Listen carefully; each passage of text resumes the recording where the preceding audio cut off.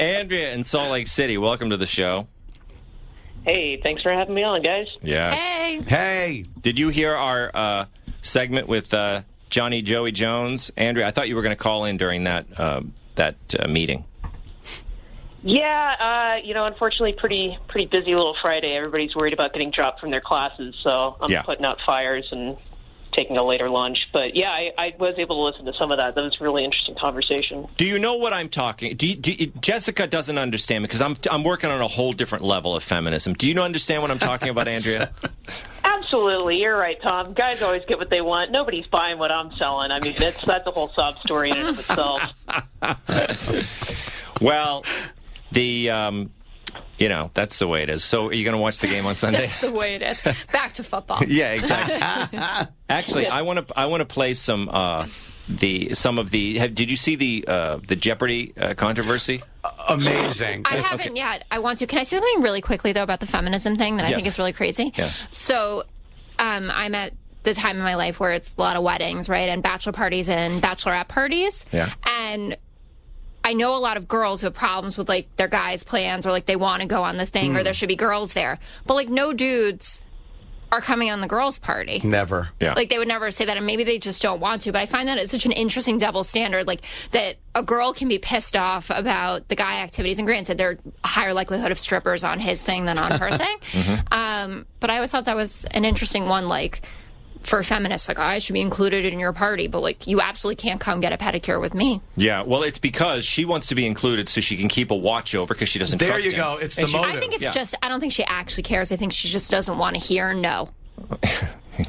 Well, I hate that. The old sitcom so much problem. for them being rational beings. Okay, play the Jeopardy thing. Yeah, so here, this is the Jeopardy. We'll start off with the question. There was a football category, and you have three intellectuals. This is question one. Football 200. Your choice. Do or don't name this play in which the quarterback runs the ball and can choose to pitch it to another back. That's great. Okay, question number. Was that the lowest rung? That was the 100, or if it was Double Jeopardy 200. Okay, right.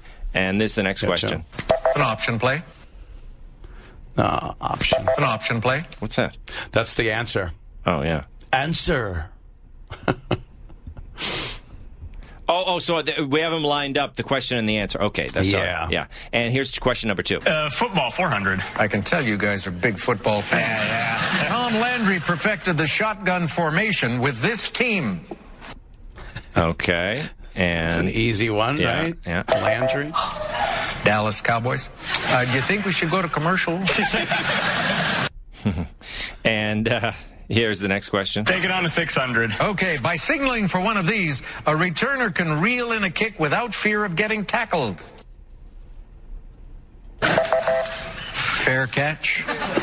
Oh, that was Alex again. Is he answering all of these? Yeah. Yeah, okay. No one is answering. Okay. They are just sitting there or standing there dumbfounded. It's interesting. Okay, next question. 2 clues left, Ryan. 800. These penalties are simultaneous violations by the offense and defense that cancel each other out. And the answer is? And they are called offsetting penalties. See, I would have got 2 and 3, but actually one I was nervous. Was that the option? I wouldn't have answered one. But that's what everyone's talking about right now, because that's the weird thing that never happens that happened to... That was a weird first question, because that's supposed to be the easiest one, and it's not really that easy. Because it's so current, and everyone is... What team was that? I even watched that game. I don't know, but... the Jaguars beating the Steelers. I would have gotten the... Andrea, would you have gotten all of these? Yeah, I think all of them except for the Purple People Eaters, because that's kind of before my time, but the rest of them are pretty logical. Yeah, that was the last one. Oh, we didn't do the last one. Here we go. Yeah. And they are called offsetting penalties. Okay, offsetting penalties. Let's look at the $1,000 clue, just for the fun of it. It's funny. As Minneapolis' U.S. Bank Stadium prepares to host Super Bowl 52, I'm looking at the Ring of Honor with names from this defensive line that took the Vikings to 4 Super Bowls. Okay, so that's the... If you guys ring in and get this one, I will die. Who are the Purple People eaters. Yeah, again, I didn't know that one. So I only knew 2 Who are they? solid. I definitely would have gotten 2 and 3. Defensive line. Oh. Yeah. I guess I should have heard that. The Vikings. Yeah. But, Alex, it's like, it's cute, Alex. First of all, you have the answers in front of you. And if you're trying to make it seem like you're not as big a dork as the 3 people that couldn't get the answers, no one looks at Alex Trebek and goes, now there's a guy that I bet knows a lot about football. It's true. And the funny thing is, I would have been embarrassed if I were on that panel, but you really shouldn't be because they're brilliant people. Right. And, they probably know a lot about Kuala Lumpur and all these football fans who are making fun of these people. Get the football fan up there to answer the rest of the board. Yeah. like take the football thing off there and then get them to answer the rest of the board. Yes.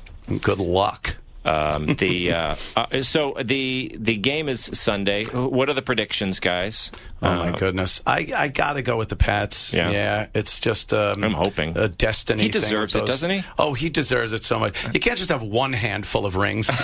You got to start on that second hand. I get so nervous for him though because he's been, it's how many Super Bowls have they played in? Because Brady, he lost 2 big games, 2 big Super Bowls. Yeah. But they've just been there so many times. Yeah, they've been there so many times. It's one of those, you almost expect it. And then years from now, you'll talk about, remember when the Pats were into all the time? And it was an amazing time. He'll still till 55. Yeah, I don't know. I just think they should make Monday like a holiday. It's so impossible to have a Super Bowl party. Yeah, and then go to do you work have one the at next your day. house? Yeah, I have one every year at my house.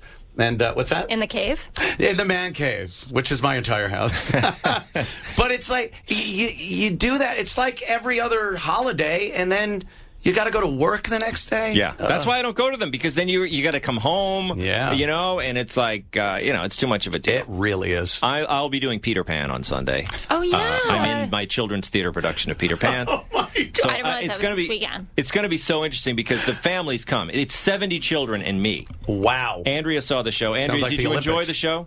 Oops. I cannot give a higher endorsement, Tom. It was fantastic. Yeah, so loved the play. So you can spend the shows on Sunday at Lehman College are 1 and 5 o'clock. So even the later show you'll get out. But I'm assuming the last show, it's going to be all moms. Like the dads just won't be there. They're done. Now exactly. I'm assuming Captain Hook.